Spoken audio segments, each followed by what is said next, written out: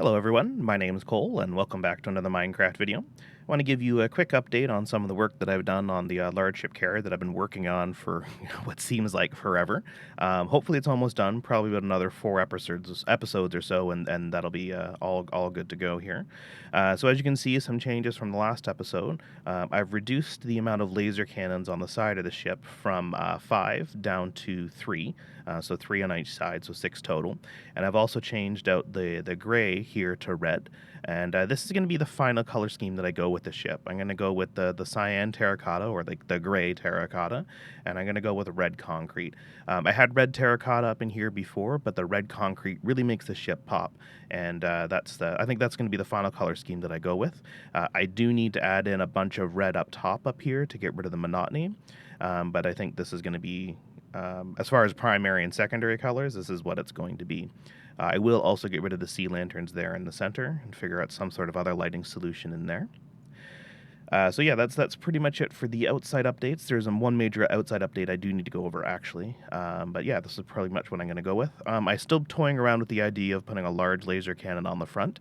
If I do that, it's not going to be a laser cannon that kind of angles upward. It's going to be just like a completely horizontal one that I put there. So the rear thruster situation, I have that worked out on the back here now.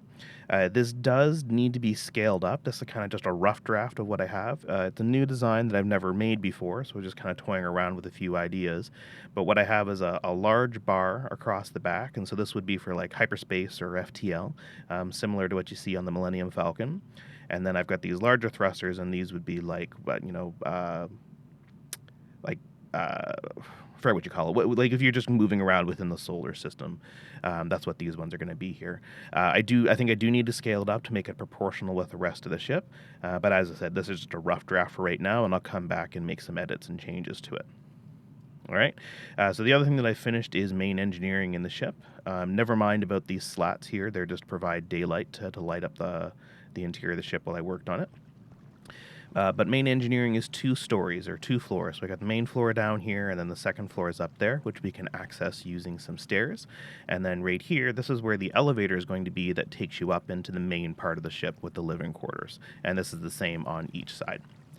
So we'll come in here into main engineering, and what I was thinking about as I was building this is I wanted this to not only just look like a futuristic style build, but I also wanted it to look like that it's kind of dangerous. So when I think of like sci-fi shows like Star Trek: The Next Generation, when you look at their engineering reactor, or sorry, their engineering room, it doesn't really look any more dangerous than any other part of the ship.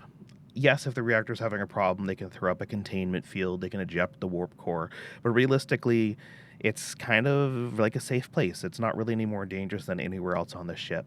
Then when I think of other shows like Stargate, it's like their Earth vessels are like just any sort of modern military vessel that we have today. It's dangerous. If you're not paying attention, you could get killed. And every part of the ship, you're going to have to be aware of what's going on. And I think when it comes to sci-fi, you either have that, everything's either ultra futuristic and super safe, or it's kind of like modern and super dangerous. But I wanted to combine the two. So what I have here is the main reactor, and I've got this force field here, and that kind of goes across the entire back of the ship, because there's going to be a lot of radiation that comes off this reactor, and I want the user, the people, the crew, to get the feeling that yes, this is dangerous. This is something that you have to pay attention while you're here.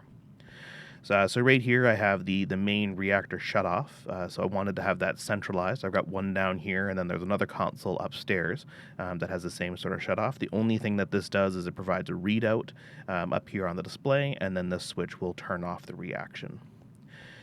Over here is a console here. This is the power distribution console. So we got a 2-person workstation. This one here monitors power flow to the various parts of the ship. And then over here is where they do some control, like if they want to provide more to weapons or more to shields or whatever, that's controlled from this console right here. Over here on this side, I have upstairs I have 2 work consoles that control what's going on out in the hangar, and this is kind of just like a manager's console where they oversee what's going on out in the hangar bay as far as like what power distribution goes on out over there. The reactor here is animated. It's a little laggy here in World Edit. I find in Minecraft, whenever I'm using World Edit in whatever Minecraft version, it's really laggy when you have lighting updates. So this block here is going to go away. I just have it here to show you what the animation is going to look like. So I'll start that right now. So I wanted to have an uneven lighting effect on here. When I think of Star Trek The Next Generation or even Stargate, when they show the reactor cores, it's a series of lights that kind of goes sequentially. You know, they're on for 2 seconds, off for 2 seconds, on for 2 seconds, off for 2 seconds. And I didn't want that here. Yes, it is consistent in how it animates, but it's not exactly the same. So let me come here and I'll show you how I've done that. Let's come down here. It's just a really simple redstone circuit. So the button comes down with this trail down along here, comes into this block, and then from here it splits off into both sides. So it comes out down here and then just hits a tower of redstone torches, and that's what causes the lights to flick on and off, and then it comes back around here in a loop and then distributes out again. So we'll break this real quick so we can get our frame rate back. When I'm done, this is all going to be controlled through command blocks, probably from a different workstation, not around in here. But yeah, we're not going to have this kind of bulky area right out, and there's certainly not going to be any exposed redstone. And I may use command blocks to change the effect so that I'm not using redstone down in here, because I want to reduce the amount of lighting updates that are occurring, which is why I've thrown in all of these sea lanterns, because that helps a little bit, but it still needs some more. I don't know. It's just a bit too laggy, and I don't like it. All right, so now we'll come up here to the second floor. So again, we got another elevator here on this side. So we'll come in through here. So what we have up here, we've got some storage, and we've got some storage on each side, again, because I like these ships to be usable within survival. Right here, there's going to be a switch. You'll flick it down, and that'll cause, with command blocks, cause this door to disappear. So we can come down in here, and this is how you get inside the reactor. So if you ever need to do, or if a worker ever needs to do any work inside the reactor, they can do it down and through here. Still going to do some more design work on this reactor. I think I probably want to add in some more like fluffy type stuff down here to give it more of a sci-fi look. And I'm probably going to change out these dark green stained glass panes for something else, perhaps with red to match the main thrusters on the back. But anyway, this is the access hatch for a worker. For when they come down in here. Let's put this back. And yeah, like with all of my builds, there's lots of consoles. There's a readout here. This will tell them whether it's safe or not to go down and go inside the reactor or not.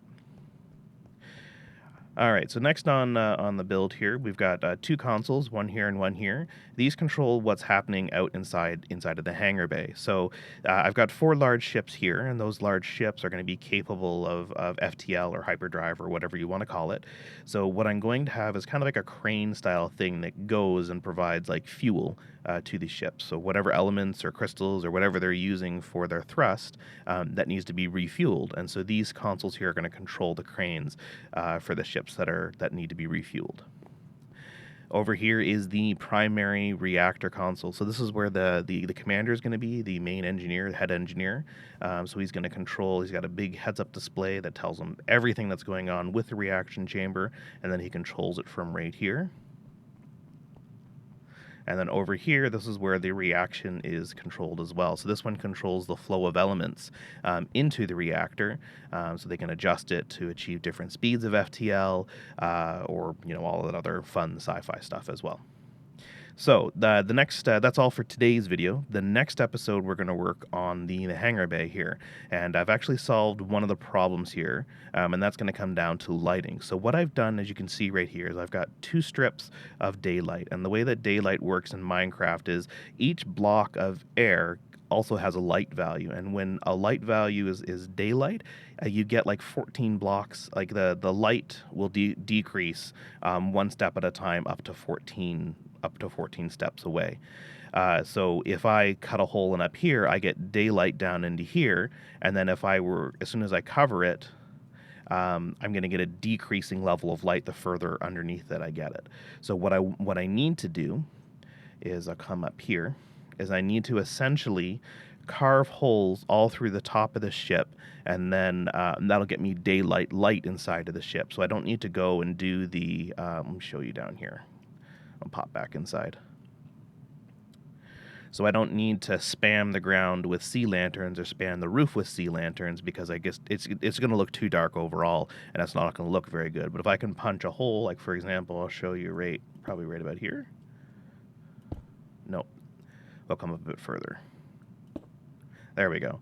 So as you can see, I punch a hole in. That's created a large patch of daylight. So that's what I'm going to do. I'm going to basically carve out a gigantic hole in the ceiling and fill it with daylight. And what I'm going to do is I'm going to put down strips of red concrete in some sort of design, and then I'm going to put under glass and then a piece of red carpet over top. So it'll be fairly well hidden from the outside, but that's also going to allow the sunlight to pass through, and that's going to allow me to fully light up the inside of the hangar bay. So that's what I'm going to be working on for the next episode, and I'm not sure when that'll be, hopefully within a week.